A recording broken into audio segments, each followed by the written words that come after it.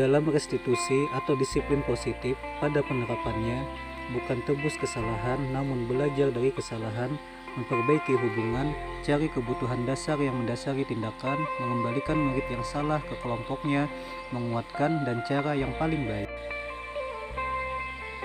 Terdapat 5 kebutuhan dasar manusia: kasih sayang dan rasa diterima, bertahan hidup, kekuasaan, kesenangan, dan kebebasan. Terdapat 5 posisi kontrol yang dapat dilakukan oleh guru, yaitu sebagai penghukum, pembuat rasa bersalah, sebagai teman, sebagai pemantau atau pengawas, dan sebagai manajer. Dalam hal ini, yang paling ideal adalah guru bertindak sebagai manajer. Dalam menjalankan peran sebagai manajer, guru bisa melakukan langkah segitiga restitusi, yaitu menstabilkan identitas, validasi tindakan salah, dan menanyakan keyakinan. Dalam pelaksanaannya, dilakukanlah skenario yang pertama, yaitu bermain bola di kelas dan mengenai teman. Ya, Suhaimi, Bapak tadi dengar laporan dari teman kamu, sepertinya ada sesuatu masalah di kelas. Apa yang terjadi? Mungkin Bapak bisa membantu. Iya Pak, tadi pada jam istirahat saya main bola di dalam kelas. Pada saat menendang tidak sengaja mengenai Amanda dan setelah itu dia menangis. Jadi kamu bermain bola di dalam kelas dan menendangnya sehingga mengenai Amanda dan dia menangis? Iya Pak. Suhaimi, informasi apa lagi yang ingin kamu tambahkan? Saya tidak sengaja melakukannya Pak. Apakah kamu tahu kalau kamu sekarang dalam masalah? Iya. Baiklah, pernah berbuat salah itu wajar. Bapak di sini ada untuk mencari penyelesaian bersama dan memperbaiki situasi ini. Suhaimi, kamu pasti melakukannya ada alasannya, bukan? Iya Pak. Pasti seru sekali bermain bola. Iya Pak. Tetapi yang kamu lakukan itu merugikan orang lain sehingga sekarang kamu dalam masalah. Iya Pak. Sekarang mari kita bicara tentang keyakinan kelas.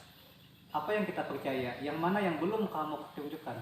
Kita harus bersikap baik satu sama lain serta saling menghargai dan menghormati. Kamu ingat dengan baik keyakinan kelas kita. Kita kembali pada ketika kamu menendang bola di dalam kelas dan mengenai Amanda sehingga ia menangis. Apakah ketika melakukannya kamu bersikap baik dan menghormati orang lain? Tidak Pak.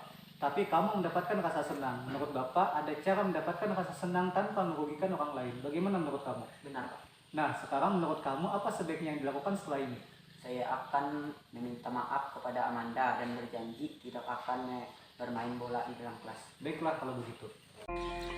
Kemudian dilakukan lagi skenario yang kedua, yaitu suka mengolok dan memukul teman. Suhaimi, Bapak mendengar laporan dari beberapa teman kamu. Sepertinya ada masalah di kelas. Apa yang terjadi? Mungkin Bapak bisa membantu.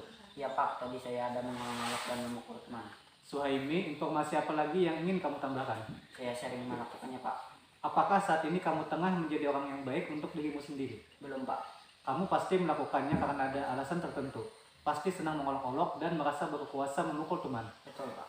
Tetapi yang kamu lakukan itu merugikan orang lain sehingga sekarang kamu dalam masalah. Iya Pak.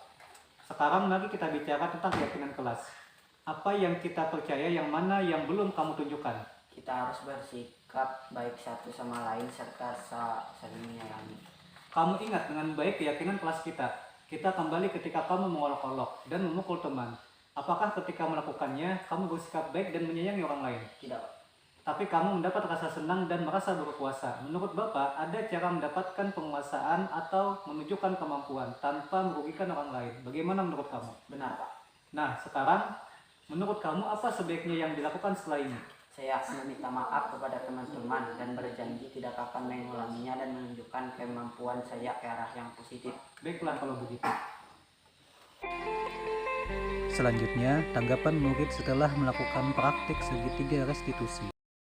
Setelah saya melakukan kegiatan skenario ini bersama Pak Kogan, saya merasa terbimbing. Saya diberi pertanyaan tentang kesalahan saya, kemudian beliau membantu untuk mencari penyelesaiannya. Beliau juga membolehkan saya melakukan hal yang disukai, misalkan benar dan tidak merugikan orang lain yang bisa berakibat fatal. Lalu beliau mengingatkan keyakinan kelas yang kami sepakati bersama. Terakhir, saya mampu mencari solusi atas masalah saya tersebut dan menyelesaikannya.